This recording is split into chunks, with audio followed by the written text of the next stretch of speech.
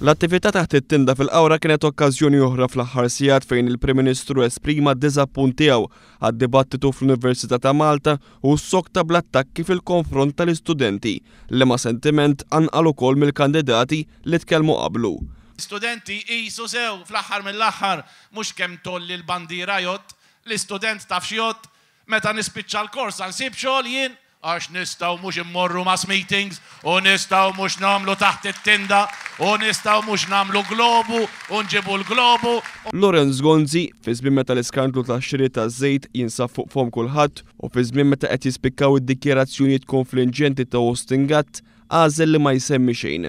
Minflok is-sokta bl-attakk fil-konfront tad-deputat mexxej Laburista l-affarijiet tal-partit Tony Abela. Imma llum niskopru li il-Labour Party bil-viċi kap tagħhom, id-deputy leader tagħhom jiġi rekordjat, recording, issa ħareġ recording ieħor il-lejla.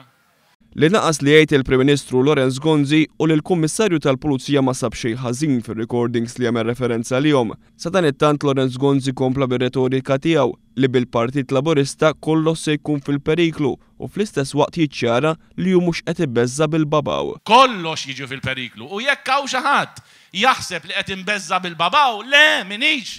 Fi kliem Lorenz Gonzi, il-Partit Nazzjonalista se jkun qed jerbaħ l-elezzjoni għaliex huwa sewwa f'kollox. Sewwa f'kollox, sewwa fl-assa tal-pulizija, sewwa fil-ġustizzja, sewwa fl-ekonomija, sewwa fix-xogħol, sewwa fis-saħħa u sewwa fl-edukazzjoni ta' uliedna.